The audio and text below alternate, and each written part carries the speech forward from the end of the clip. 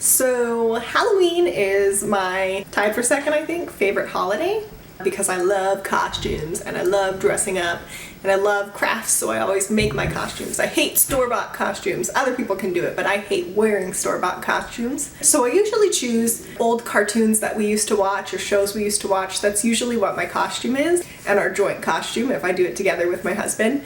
We do a lot of childhood things. Video games we've done Super Mario Kart with a huge group, Lion King. My favorite ever was Big Comfy Couch. So this year we chose the Magic School Bus, Miss Frizzle and Liz. So it's kind of half thrifted and half crafted, the whole outfit.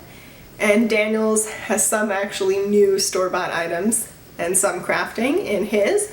So I took a bunch of footage while I was finding the costume and putting it together. And I'm gonna put it all together here for you so that you can see how I made the costume. Here we go. I hope you have fun watching me make my Magic School Bus costumes. Seatbelts, everyone! My first task was to hit up Value Village to thrift as much of this costume as I could, and I needed to find the base, the dress for Miss Frizzle.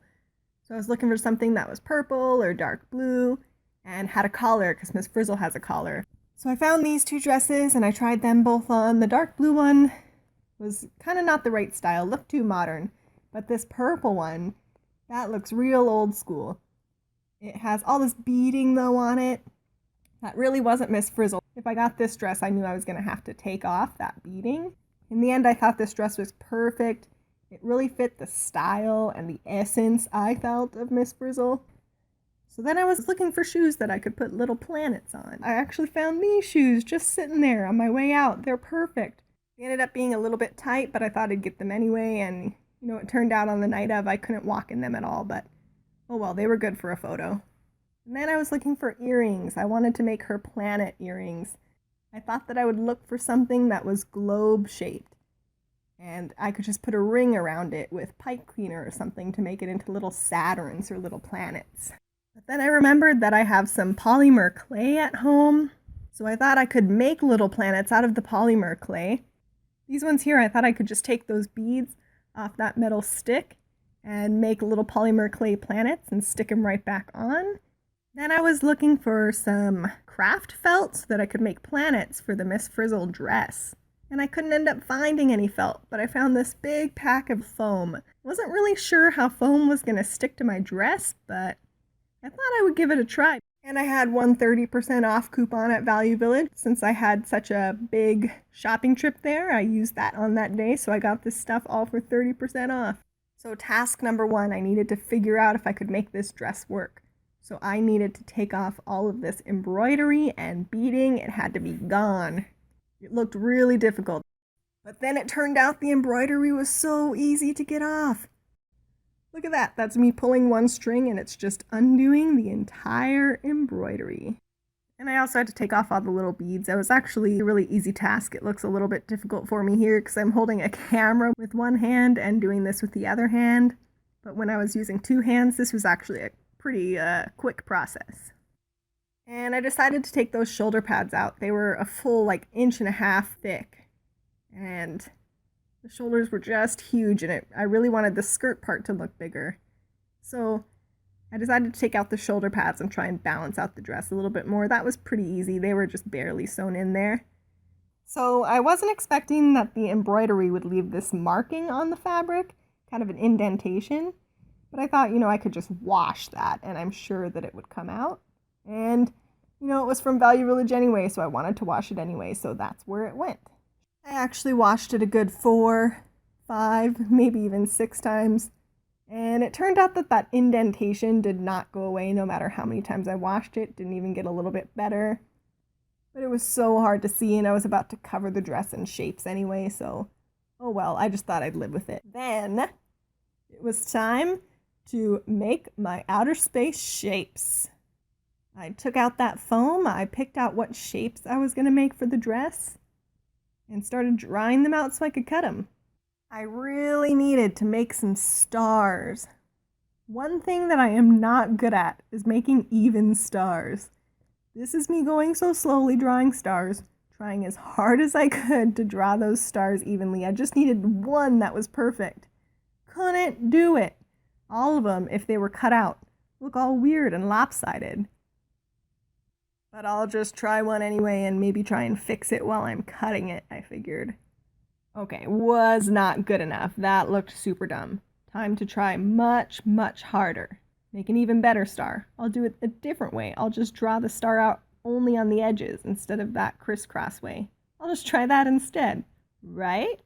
That'll make all the difference. Didn't even finish that one before I realized it was messed up. So on to plan number C, print it out and cut out the paper. Had to make the star a little bit smaller than I printed it out, but that I felt I was capable of. All I had to do was keep parallel lines this time. So then I just cut out that paper star, and then I traced the paper star onto the foam to make an actually decent star. Finally, these stars were so frustrating. Okay, next shape is moons. This one I did not feel like I needed to trace because I did so well on those stars. I thought I would just freehand cut those moons. They don't need to be perfect. Then I had to make some Saturns. Not actually Saturn, but some other planet that's a different color that also has rings. Circles are actually pretty easy for me because I don't freehand circles. I trace circles on circular shaped stuff I have in the house. This one was my Big Bang Theory cup. And of course, cutting out those circles. I don't really care if I stay in the line, on the line, outside the line. Doesn't really matter because the part I marked with Sharpie is going to go flat against the dress. There we go, got me a bunch of circles. Now I need to get a ring. So I traced one of the circles and drew a ring so I would know how big the ring needed to be and where those endpoints would need to match up to look like they were going on the back side without actually needing it to go on the back side. They worked. I ended up getting the rings on there perfectly. And look at that, all my shapes on here. I forgot to film myself making these Earth-type planets and also those suns, but I mean, you only want to watch me tracing and cutting out and gluing so many different types of shapes. Am I right? So then I used some No-Sew Tacky Glue brand fabric glue to try and glue these shapes on. I just laid the dress flat on the table and glued these suckers on one by one, wherever I thought they'd look cool. Okay, but the edges, they just would not all stick on with that stupid fabric glue. So I used little scrapbooking stickers. They're super, super strong tape, kind of, double-sided kind of tacky tape. So I used that just around the edges to kind of reinforce it. So I thought I would just try it all on and see how it looks with the shapes. I made these little rocket ships. Yeah, I wanted rocket ships for those shoes. Miss Frizzle had rocket ships on her shoes. And I thought it looked like I was missing some sections on my dress. Some parts felt too empty. I had a bunch of extra shapes. So I'm just picking out the spots right now where I want to add more shapes. I'm just going to put a bunch of these scrapbooking tape things on the back of these foam guys. And I'm just going to put the planet straight on just with that. I thought they were working pretty well. So I thought maybe I could avoid that glue altogether. Maybe this is even better than the glue. So I stuck that planet on just with those zots and nothing else. So I added a few more planets on and then I called that dress good. So this really cheap store called Urban Planet, it was Halloween time, so they were selling a bunch of onesies because onesies are in now. They had a couple of options. They had this frog. It was green. I could probably turn that into a lizard. Had big cute eyes. That would be perfect for Liz. But it didn't have any spikes down the back. I would have to add those and also a tail. And there was this dinosaur costume. It had all these scales that Liz doesn't really have in that way. She has a different color stomach, but those spikes and that tail are perfect. She just looks so angry right now, so I was going to have to make her much friendlier. She needed her horns. So I made her horns out of some old felt. I didn't have enough foam. Plus I thought I would need to sew on Liz's horns. And then the eyes were just so mean on the dinosaur onesie.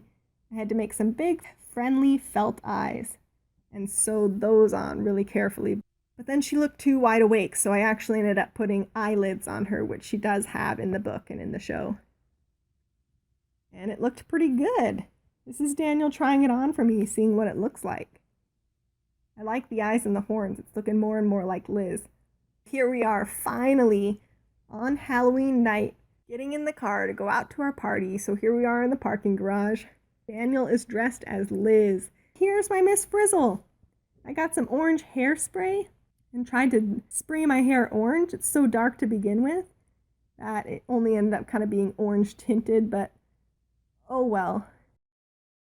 See you next Halloween!